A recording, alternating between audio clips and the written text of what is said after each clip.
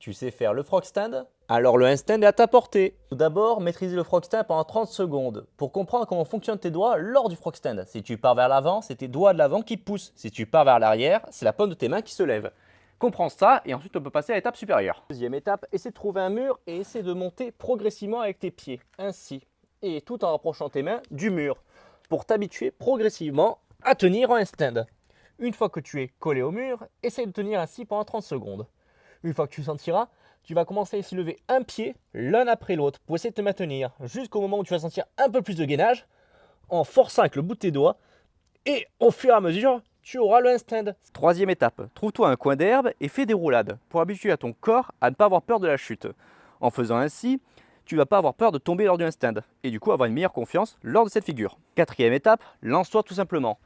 Tes premiers tests vont pas être concluants, mais tu vas sentir qu'il va y avoir un léger gainage. Et en fait, il va falloir que tu prennes l'habitude de ne pas garder une jambe pliée lors du handstand, qui te font perdre énormément d'équilibre, mais plutôt d'essayer de pousser en gardant cette jambe tendue lors de la poussée, jusqu'au moment où vous allez commencer à gainer et progressivement réussir à faire votre handstand. Félicitations à vous. Cinquième étape bonus.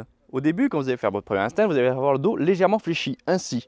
Ce qui est totalement normal, mais ce qui va vous faire perdre énormément d'équilibre et de force. Pour corriger cela, mettez-vous tout simplement debout, comme si vous faisiez un stand. Et vous allez voir que si vous faites comme ça, regardez vos pieds, vous ne les voyez pas. Le but va être de voir vos pieds ainsi, pour être droit. Il faut que vos mains et vos pieds soient alignés tout le long de votre corps. C'est-à-dire que vos bras soient droits, votre corps aussi, et vos pieds. On va faire des tests. Regardez, si vous faites un stand, souvent, vous pliez les jambes vers l'avant. Moi, je suis en descente, en montée, c'est un peu compliqué. Et le but, ça va être de plier les jambes vers l'avant et de gainer ainsi. Vous aurez beaucoup plus de force et de maintien ainsi. Il faut que votre corps soit le plus droit possible. Voilà, bonus. Et n'oubliez pas, si vous ne croyez pas en vous, croyez en moi. Et en ours qui croit en vous.